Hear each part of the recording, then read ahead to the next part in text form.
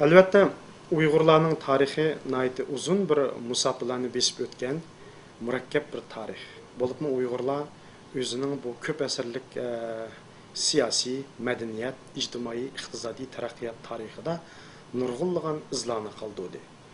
Albatta, Uyg'urlarning madaniyati, madaniyat Uyg'urlarning insoniyat madaniyatiga qo'shgan tuhfasi 19 asrdagi Yevropa olimlari, Rossiya olimlari va boshqa davlat olimlari tarafidan o'xshashli e'tirof qilingan 20 asrning beshidagi va oxirgi vaqtlaridagi, ya'ni bugungacha bo'lgan xalqaroliq bu Uyg'urshunoslik tadqiqotida Uyg'urlarning qadimgi va o'rta asrlarda Turkiya xalqlarining madaniyatiga, bo'libmi Markaziy Yevrosiyoning madaniyatiga zo'r tuhfalarni qo'shganligi birdek e'tirof qilingan masala. Albatta, Uyg'urlar yolg'iz madaniyat tarixidan, shalliq madaniyat tarixidan boshdan kechirib qolmasdan, balki nihoyat murakkab, nihoyat uzun bir siyosiy taraqqiyot tarixini boshdan kechirdi. Biz bu yerda albatta qadimgi vaqtlarda Uyg'urlar tomonidan qurilgan yoki Uyg'urlarning qarindosh tuqqanlari bir etnik guruhga tava bo'lgan Turkiy qarindosh millatlar tomonidan Uyg'urlar bilan birlikda qurilgan tarixdagi Uyg'ur Turkiy davlatlarini sanab o'tishimizning hojati yo'q. Biz yani bugungi muxbirning savoli bo'yicha, ya'ni 19-asrdan keyingi Uyg'urlarning siyosiy tarixi qanday bo'ldi? 20-asrdagi Uyg'urlarning siyosiy tarixi qanday jarayonlarni boshdan kechirdi degan tema ustida to'xtalamiz. Mening qarashimcha Uyg'urlarning 20-mening qarashimcha Uyg'urlar vatani 19-asrning oxirlarida Yaqubbekning hokimiyati Manching imperiyasi tomonidan to'liq yo'qotilgandan keyin, ag'darilgandan keyin Manching hukumati 1884-yili Xinjiang o'lkasini ta'sis qildi. Manching hukumati Xinjiang o'lkasini ta'sis qilgandan keyin toki 1931-yilgacha bo'lgan araliqda bu o'lkada keng ko'lamli qarshilik, keng ko'lamli qurolli qo'zg'olon harakatlari asosiy jihatdan yuz bermadi. Albatta qisman qarshilik harakatlar bo'lsa-mu, lekin bu umumyuzlik tusanmagan. 1911-yili Sun Yat-sen boshchiligidagi bu Xanzu millatchilari Manching imperiyasini yo'qotib, ya'ni Shanxay inqilobi deb atalgan inqilobni qo'zg'ash orqali Manching imperiyasini ag'dirib, Xanzularning o'zining milliy davlatchiligini, ya'ni milliy jumhuriyatchiligini barpo qildi. Ya'ni Junhua Mingo hukumatini qurdi. Junhua Mingo hukumatini qurdi. Bu hukumat ayni vaqtda Osiyo qit'asidagi birinchi jumhuriyat edi. Ayni vaqtda albatta Manching imperiyasining xaritasiga kirgan Mong'oliya, ya'ni tashqi Mong'oliya u ayrilib chiqib ketdi. Ayni vaqtda yana Manching imperiyasining xaritasi bo'lgan Sharqiy Turkiston, ya'ni Jungu hukumat tomonidan bugungi kunda Xinjiang deb atalayotgan bu joy garchi Temur xalifa rahbarligida uning sharqiy qismida qumulda qo'zg'olonlar yuz bergan bo'lsa-mu, lekin Manching imperiyasining xaritasidan chiqib ketish, ya'ni Junhua Mingo hukumatining qurilishi bilan o'zining bir mustaqil hokimiyatini qurish mumkinchiligi bo'lmadi. Ya'ni bu o'lka, bu joy militaristlarning, ya'ni Xanzu militaristlarning hukmronligi ostida tushib qoldi.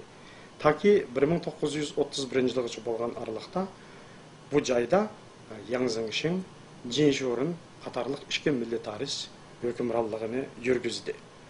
Albatta Yang Zengxin bilan bu Jin Shorinning hukmronligi bir-biri bilan o'xshashlikqa ham bir-biri bilan farqli taraflarga ega. Masalan, Yang Zengxin tashqi jihatda Sovetlar ittifoqi bilan, ya'ni yangidan maydonga kelgan kommunistik Sovet Rossiyasi bilan hamkorlik o'rnatib, uning bolsheviklarga qarshi jang qilib, bu Ili, Tarbag'toy, Oltoy qatorliq joylarga qochib kelgan Oq gvardiyachi Rus armiyasini yo'qotishga moslashdi. Shu orqali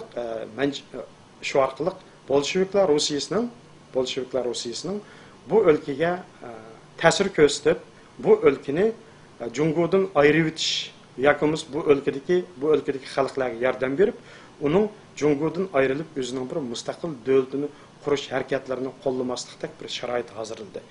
Yana bir yoqdan olgan chaqda Yang Zengshin ichki jihatda Uyg'urlarning ichidagi diniy o'lima, yurt oqsoqollari va boshqalarni yaqindan qo'llab, ular bilan yaqindan hamkorlik o'rnatib, ularning diniy jihatdan xalqqa boshlamchilik qilishiga, ba'zi tar doirada, ya'ni kichik rayonlar bo'yicha shu joydagi xalqlarga rahbarlik qilishga yo'l qo'yish orqali, ya'ni bunday chiqqan chaqda shu vaqtdagi Yang Zengshinning taktikasi bo'yicha yatlarning qo'li bilan yatlarni boshqarish usuli bo'yicha nodon qoldirish siyosati, xalqni ma'rifatsiz qoldirish siyosati, ya'ni jaholat ilgi tutib turish siyosati orqali Uyg'urlarni tashqi dunyodan keladigan ta'sirlar, ya'ni ayni vaqtda Turkiyani o'z ichiga olgan bu islom dunyosi o'rta sharqda ko'tarilayotgan islomiy uyg'unish, madaniyat uyg'unish, milliy uyg'unish harakatlarining ta'sirini qabul qilmaslik. Yana bir yoqdan olganda Uyg'urlarning qo'shnisi bo'lgan bu O'rta Osiyodagi qarindosh Turkiya xalqlari orasida yuz berayotgan ideologik o'zgarishlar, ya'ni Charusiyning og'dirilib, bu joyda bolsheviklar hokimiyatining shakllanishi bilan paydo bo'layotgan o'zgarishlarning, ya'ni inqilob harakatlarining bu o'lkaga ta'sir qilishining oldini to'sib qoldi. Bu Yang Zengshinning siyosiy taktikasi. Garchi Yang Zengshin 17 yil Uyg'ur xalqini nayt o'zining oz sondagi askarlari bilan nodon qoldirish, jaholatni qoldirish, ashundaq aldash, yana bir yoqdan olganda qattiq qo'llik qilishdan iborat har xil taktikalarni ishlatib idora qilgan bo'lsa-mu, baribir 1928-yili 7-oyda boshqa onunğa o'xshamaydigan fikrdagi Panyonam boshchiligidagi Xanzu hukmronlari guruhi tarafidan o'ltirilib, o'lkaning hokimiyati yana bir militarist Jing Shorinning qo'liga o'tdi. Jing Shorinning siyosati albatta Yang Zengshindan farqli edi. Jing Shorin Yang Zengshin qaraganda undaq aldash, nodon qoldirish, papilash, yana bir yoqdan olganda qattiq qo'llik qilishdek undaq siyosatning o'rniga bevosita qattiq qo'l siyosat, ya'ni bulanchilik siyosati yurgizdi. Ya'ni Uyg'ur xalqiga nisbatan oshkora milliy kamsitish, besim siyosati yurgizdi. Shuning bilan bir vaqtda Qumul qatorliq joylardagi Uyg'urlarning yerlarini tartib olib, uni ichkaridan Gansudan elib chiqqan Xanzularga bo'lib berdi.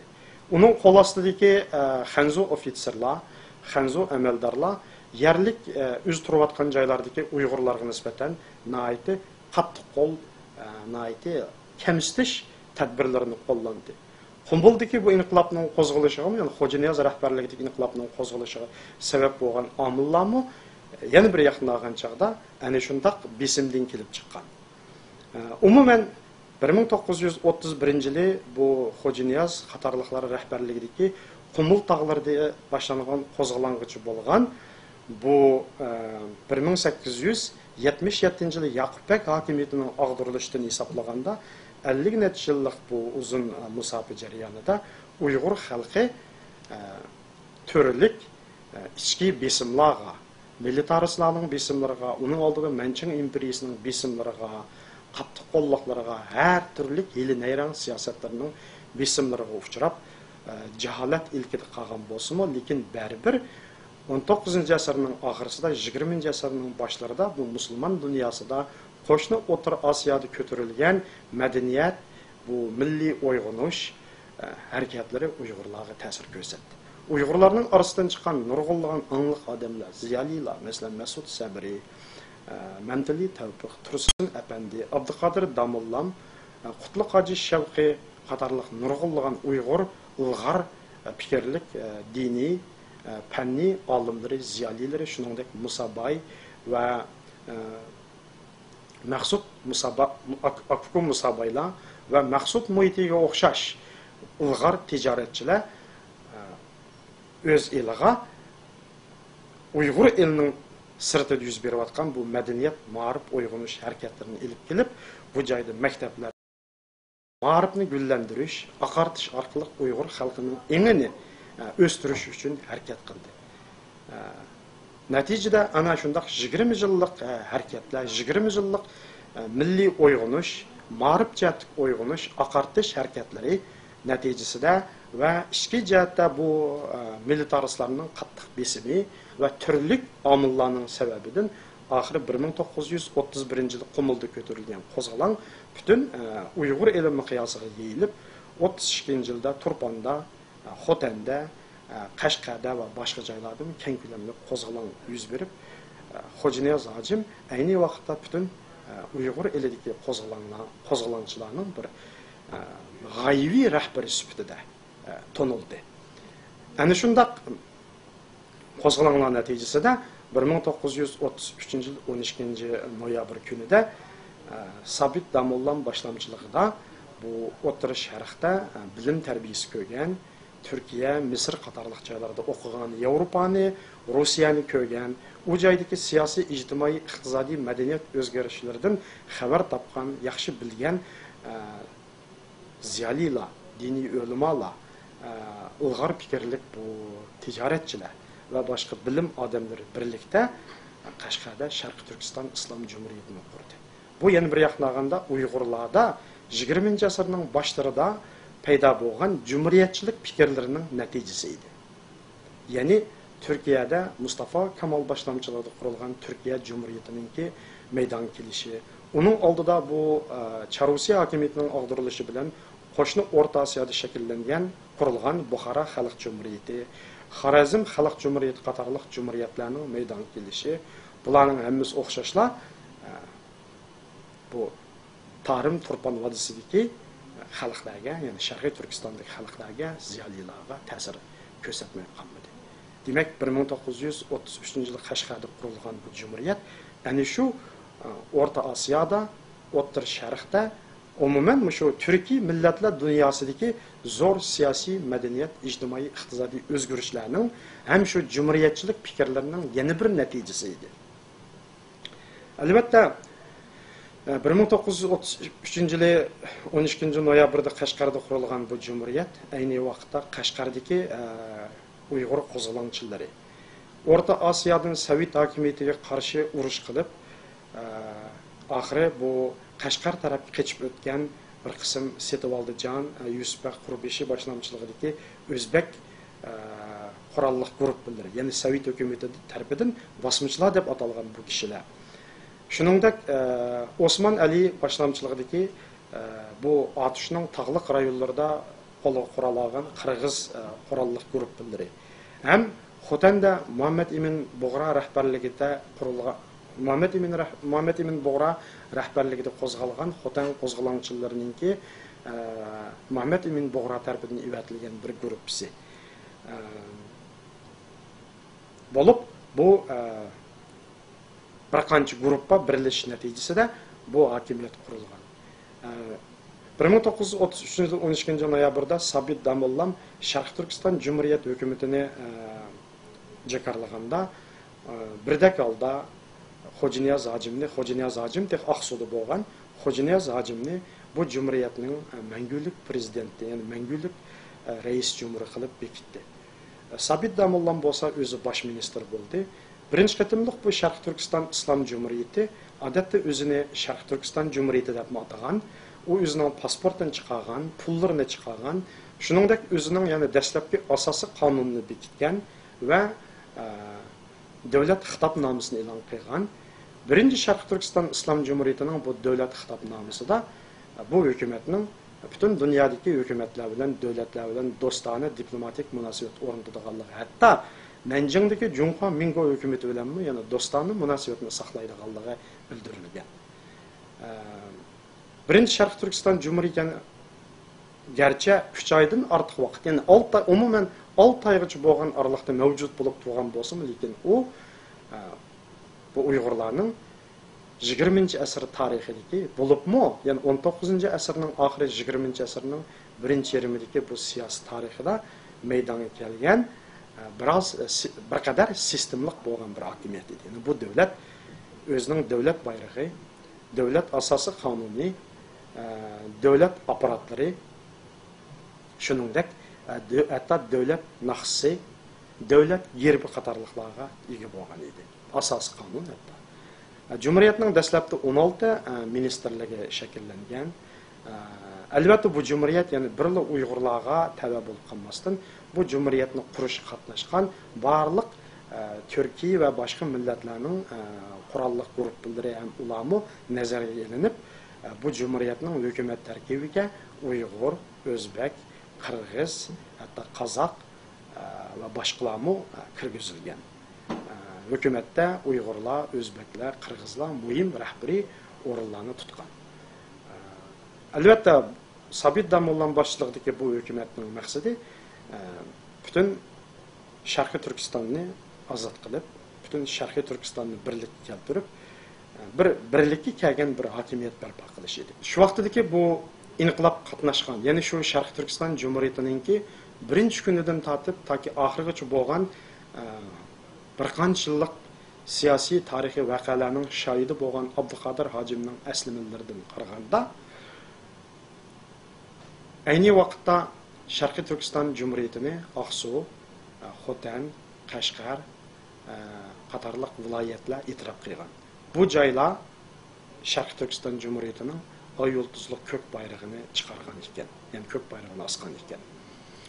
Ammo ayni vaqtda bu birinchi Sharqiy Turkiston Jumhuriyati nihoyatda qisqa vaqt mavjud bo'lib turdi.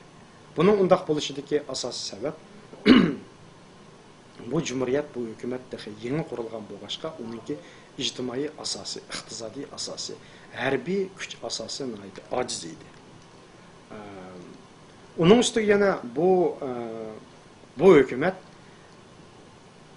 Uyg'ur eli bilan qo'shni bo'lgan Sovet Rossiyasining yaxshi ko'rishiga erisha olmadi.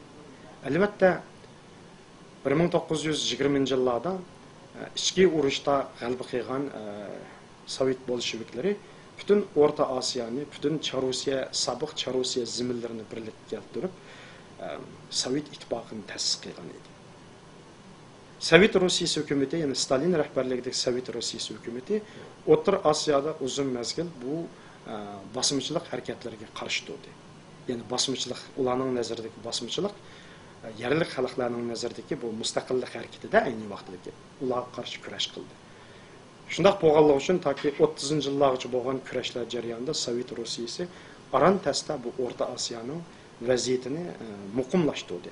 Bundaq sharoitda uning qo'shnisi bo'lgan Sharqiy Turkistonda, ya'ni Uyg'ur elida, Tarim vodisida bu yangi bir mustaqil hokimiyatning barpo bo'lishi bo'lib, uning tarkibiga Sovet ittifoqining oid o'ch ko'rgan, Sovet ittifoqi bilan kurash qilgan, ular bilan qarshilashgan bir qism odamlarning bu hukumatda turishi, shuningdek uning harbiy qo'shin tarkibiga ana shunday qurolli guruhlarning kirishi o'xshashlar bu Stalin rahbarligidagi Sovet hukumati tarafidan yaxshi ko'rish erishalmadi. Ayni vaqtda Sovet hukumati bu Sharqiy Turkistonda yuz bergan qurolli harakatlarga, qo'zg'olonlarga nihoyatda diqqat qilgan edi, nihoyat ahamiyat bergan edi. Şu vaqtda Stalin rahbarligidagi Moskva hukumati zodi yerlik xalqlarni qo'llash kerakmi, ya'ni ezilgan xalqlarning ozodlik ishlariga yordam berish degan Leninning shuari bo'yicha bu yerlik ezilgan xalqlarga yordam berish kerakmi yoki Xanzu militaristlarga yordam berish kerakmi degan tanlashga duch keldi. Oxiri Stalin rahbarligidagi Sovet Rossiyasi ikkinchi tanlashni tanlab Shingsesayni yo'lash orqali, ya'ni Xanzu militaristlarga yordam berish orqali bu o'lkadagi mustaqillik harakatlarini, mayli Uyg'urlarning, mayli Majunning boshlamchiligidagi Tungallarning va boshqa, ya'ni Shingsesayga qarshi bo'lgan Xanzu militarist kuchlari bo'lsin, hammasining qarshilik harakatlarini yo'qotib, bu o'lkada faqat birlam Moskvaning ta'siri, Moskvaning qo'l ostidagi, kontrolli ostidagi bir Xinjiang o'lkasini, ya'ni Shingsesayning boshlamchiligidagi Xinjiang o'lkasini barpo qilishni qaror qilib, Altayskiy nomidagi harbiy qo'shinlarni kirgizib, Urumchi qo'rshovlarini oxirlashtirib, Majunyon qo'shinlarini yo'qotib, Tungallarni, Majunyon qo'shinlarining Qashqariya tarafga surgan aydilib, Xo'janiyaz qo'shinlarini yo'q qilib, oxirida Sharqiy Turkiston Jumhuriyatiningki oxirlashishdan iborat bir jarayonni, taktikani amalga oshirdi. Şunun bilan Şinjangda 1933 şu vaqtida şuningda natijada 1933 yildan boshlab taki 43 yilgacha bo'lgan araliqda Shing Sisay boshlamchiligida Şinjang o'lkalik hukumat qurilib, Shing Sisay bu joyni idora qildi. Xo'janiyoz boshlamchiligidagi bu Sharq Turkiston Islom Jumhuriyatining bir qism rahbarlari, bir qism xodimlari Sovet ittifoqining vositachilig'i bilan Shing Sisay bilan ittifoq tuzib, kelishim tuzib, ular o'lkaga kelib, o'lkadagi har qaysi nazorat idora organlariga boshliq bo'ldi. Xo'janiyoz hojim o'lkaga muavin rais bo'ldi. Ammo 1937-yilga kelgan chaqda Qashqarda yana qaytadan qo'zg'olon ko'tarildi. Natijada Shing Sisay o'zining abdi bashirisini oshkorlab, Stalinning ko'rsatmasi bo'yicha bu Xo'janiyoz hojim qatorliq Uyg'ur rahbarlarini bir-birlab yo'q qildi. Albatta, Shing Sisayning bu chaqda ilib borgan bu tozalash harakatlari Stalinning 37-38 yillarda Sovet ittifoqida ilib borgan keng ko'lamli tozalash harakati bilan chambarchas bog'langan bo'lib, natijada Trotskichi, pan-turkist, pan-islomist, mustaqilchi, bo'lgunchi degandek turli jinoyatlar ortilib, nurg'unlagan Uyg'ur ziyolilari, bilim odamlari, angliq odamlar, sobiq Sharq Turkiston Jumhuriyatiga qatnashgan odamlar tutqun qilindi, o'ldirildi. Albatta, shuning qatorida yana nurg'unlagan Shing Sisayga qarshi fikrdagi bir qism Xanzu ziyolilari, Mo'ng'ol, Qozoq va boshqa millatlarning ilg'or fikrlik odamlari o'ldirildi, tutqun qilindi. Ma'lumotlarga qaraganda Shing Sisayning 37-yildan 43-yilgacha bo'lgan araliqda 100 mingdan ortiq odamni qo'lga olganligi, son-sanoqsiz odamlarning o'ldirilganligi aytiladi. Mana shundaq jarayonlar davomida oxirida 1943-42-43 yillarga kelgan chaqda umumyuzlik holda Uyg'ur, Qozoq, Qirg'iz, Mo'ng'ol, Tungan, hatto Rus va boshqa Uyg'ur eldagi millatlarning Shing Sisay hukumatiga bo'lgan, Shing Sisayga bo'lgan noroziliklari, qarshiliklari texmi avjiga yetdi. Ham 1941-yil 2-chi dunyo urushining oxirlashish natijasida, 1941-yil 2-chi dunyo urushining boshlanishi natijasida Sovet ittifoqining Germaniya armiyasi tomonidan mag'lub bo'lishi natijasida Shing Sisay Sovet ittifoqining tugaydiganligidan, Sovet ittifoqining butunlay vayron bo'ldiganligidan gumon qilib, o'zining Sovet ittifoqi bilan bo'lgan munosabatlarini buzishga boshladi. Ya'ni Sovet ittifoqidan yuz o'rib, eng yaxshisi Nanjing, Chongqingga markazlashgan Gomindang, ya'ni Junhua Minguo hukumati bilan hamkorlashib, Jiang Kaishi bilan hamkorlashib, bu joyga Gomindang markaziy hukumatining qo'shinlarini olib kirish orqali o'zini Sovet ittifoqining kontrolligidan qutulish faoliyatlarini olib bordi. Ikkinchi dunyo urushining taraqqiy qilishi, kuchayishiga ergishib, Shing Sisay 43-yilga kelgan chaqda butunlay Sovet ittifoqidan yuz o'rdi. Sovet ittifoqi bilan tuzgan iqtisodiy kelishimlarni, qalay kollarini etish kelishimlarini hammasini bekor qildi. Sovet mutaxassislarini, Sovet xodimlarini chegirdan qo'g'lab chiqardi. Sovet ittifoqining qumuli turg'izilgan 8-polkini qo'g'lab chiqardi.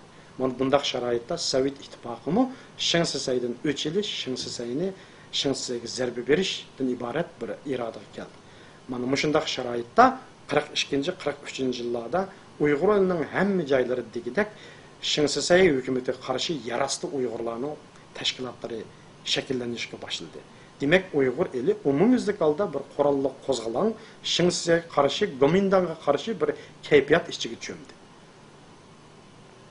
Altayda Osmanning boshlamchiligida qurolli qo'zg'olonlar ko'tarilib, Shing Gomindang qo'shinlari bilan urush olib bordi. Mana shunday sharoitda 1944-yili G'uljida ozodlik tashkiloti qurilib, yarasli qurolli harakatga tayyorlik qildi. 44-yili 8-oyda G'ani Batur, bu Fatih Baturlar boshlamchiligida Nilqining Ulastay tog'larida urush portlab, Gomindang qarshi qo'zg'olon rasmiy boshlandi. Qo'zg'olonchilar tez urush qilish natijasida 1944-yil 7-noyabrda G'uljida qo'zg'olon ko'tarib, ozodlik tashkilotining rahbarligida G'ulji shahrini 5 kundan keyin asos jihatdan ozod qilib, 1944-yil 12-noyabr kuni Sharqiy Turkiston Jumhuriyatini e'lon qildi. Jumhuriyatning hukumat apparatini qurdi. Elixon Töre Cumhuriyetga rais, Hakim Bag'uchi muavin rais bo'ldi. Cumhuriyetning hukumatining a'zolik tarkibiga Uyg'ur, O'zbek, Qozoq, Qirg'iz, Mo'ng'ol, Tungan, ya'ni Xuizu, Shiva, Rus qatorliq Xanzulardan boshqa 13 millatning vakillari asos jihatdan kirgizildi. Bu inqilob tez suratda kengayib, oxirida 1945 yilning 2-yiliga kelgan chog'da butun Ili viloyati ozod bo'ldi. To'liq ozod bo'ldi. Sharq Turkiston Cumhuriyeti hukumati yana 9 moddalik o'zining xitobnomasini e'lon qildi. Bu xitobnomada bu joyda mangu bir mustaqil demokratik jumhuriyat qurish, hamma dillarga erkinlik berish, hamma millatlarning o'z diniy e'tiqodi, o'z milliy urf-odatini qadrlash huquqining borligi, iqtisodiy, savdo, sanoat va boshqalarni taraqqiy qilishni ilgari surish qatorliq mazmunlarni o'z ichiga olgan bu 9 moddali xitobnoma e'lon qilindi. Shundan bir vaqtda, shu vaqtda Uyg'ur elida yashayotgan hamma millatlarni ittifoqlikqa chaqirdi. Hamma millatlarning ittifoqlashishi, birlashib kurash qilishi natijasida 1945 yil 4-oyning 8-kunida rasmiy muntazam milliy armiya qurildi. Bu milliy armiyami ayni vaqtdagi Uyg'ur, Qozoq, Qirg'iz, Rus, O'zbek, Tatar, Tungan, Shiva, Mo'ng'ol, Manju, Dağur qatorliq Ili Tarbaqtay, Altayda mavjud bo'lgan yashagan millatlarning hammasi, shu millatlarning farzandlari bu milliy armiyaga askar bo'lib kirdi. Ular Sharq Turkistonning mustaqilligi uchun olg'a degan bayroqni ko'tarib, 3 front bo'yicha jang qilib 1945-yili 10-oyga kelganda Manas daryosi bo'yiga kelganda Ili, Altay, Tarbaqtaydan iborat 3 viloyat to'liq ozod qilindi. Janub evatilgan qo'shinlar Janubda Aqsu viloyatining 2 noyisini ozod qildi. Toshqo'rg'onda portlagan qo'zg'olonmi bular kengayib Qashqarning atroflariga yetib keldi. Ammo mana shunday sharoitda bu Sovet ittifoqining yordamiga erishgan bu Sharq Turkiston hukumatı yana o'xshashli Sovet ittifoqining Stalin hukumatining 1945 yil 9-oyda ularga buyruq berib, davomli urush qilmaslik, Manas daryosi bo'yini chegara qilib shu yerda to'xtashdan iborat buyrug'ini topshirib oldi. Chunki Sharq Turkiston hukumati, Sharq Turkiston Cumhuriyeti armiyasi ayni vaqtda Sovet ittifoqining harbiy, iqtisodiy va harbiy xomashyo qatorliq ko'p jihatlardan yordamlarga erishgan edi. Sharq Turkiston hukumati Elixon Töre boshliq bu arboblar Sovet ittifoqidan zo'r umidlarni kutgan edi.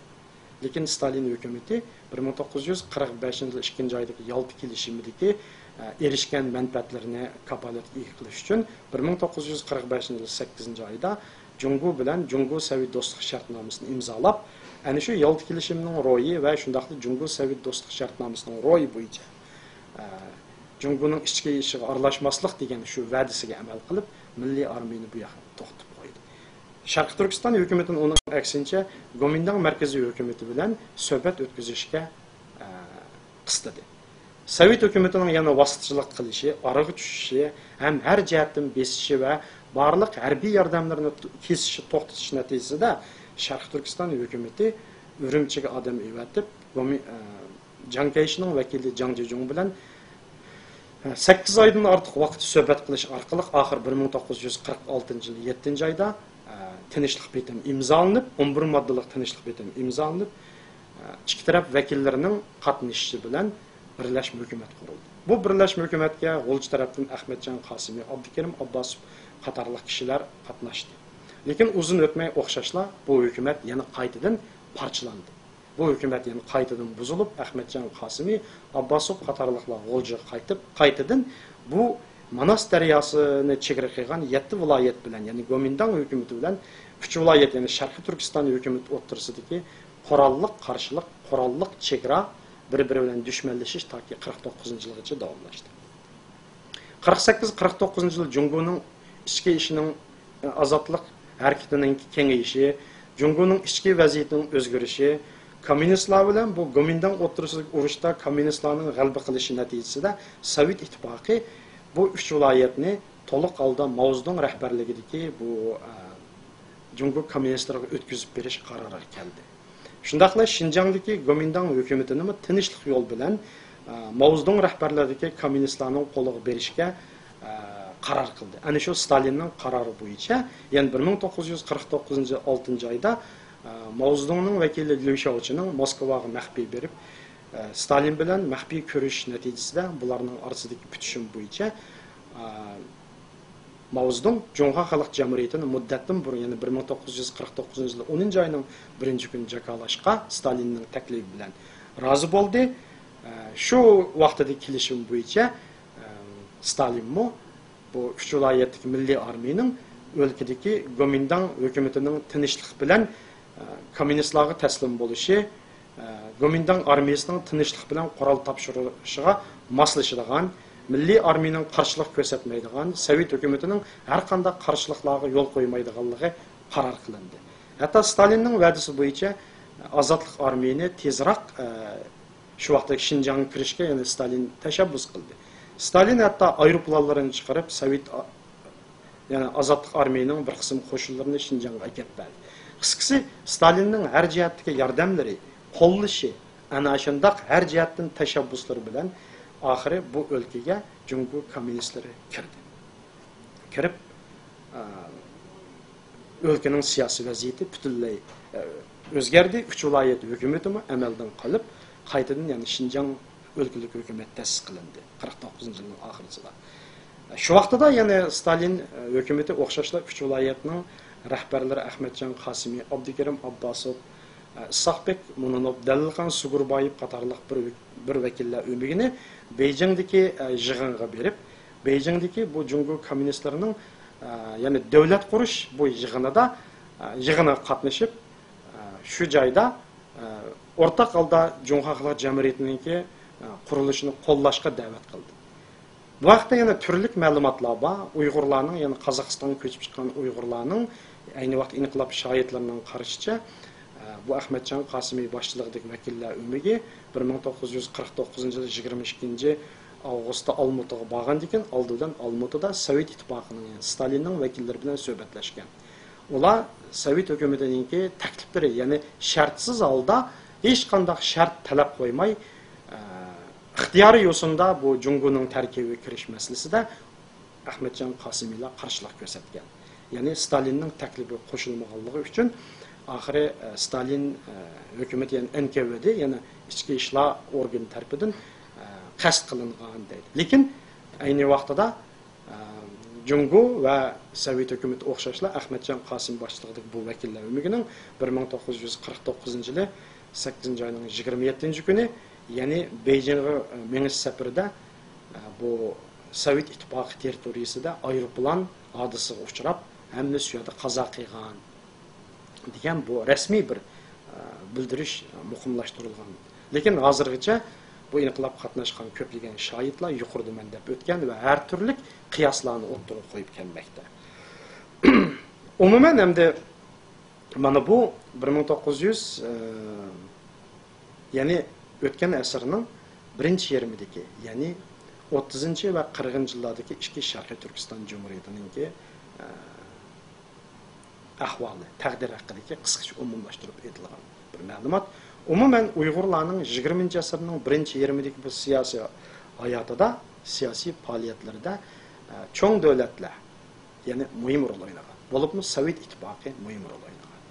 Ya'ni bu joyning Jungoning bir tavasiga qitilib qilishida, Jungoning tavasida qilishida Sovet ittifoqining muhim bir rol o'ynadi. Ayni vaqtda yana o'lkaning 20-asrning oldingi yarmida Urumchida Amerika konsulxonasi, Sovet konsulxonasi, hatto Angliya konsulxonasi bor edi. Bu joyda o'xshashlar Sovet, Angliya, Amerikadan iborat bu davlatlarning diplomatlari o'ttirisida har xil faoliyatlar, kurashlar bo'lgan edi. Umuman bu o'lkaning tarixi 20-asrning dastlabki yarmidagi tarixi ayni vaqtdagi so'g'oq munosabatlar urushi, dunyoning ikkinchi jahon urushi, Jungoning ayni vaqtdagi kommunistlar bilan bu Gomindan o'ttirisidagi urushlar, militaristlarning o'zaro urushlari, o'lkaning janubidagi bu Britaniya imperiyasi bilan Sovet ittifoqining o'ttirisidagi ziddiyatlar, shundaqla musulmon dunyosidagi bu o'zgarishlar, Hindistonni o'z ichiga olgan bu joydagi har turli mustaqillik va uyg'unish harakatlari qatorliq turli ta'sirlarning ta'sirlarga uchragan. Shuning uchun bu rayonning, ya'ni Uyg'ur elining 20-asrning oldingi yarmidagi bu siyosiy tarixi nihoyatda murakkab, nihoyatda qiziqarli va nihoyatda ko'p taraflama ma'lumotlar, ko'p mazmunlar bilan to'lgan.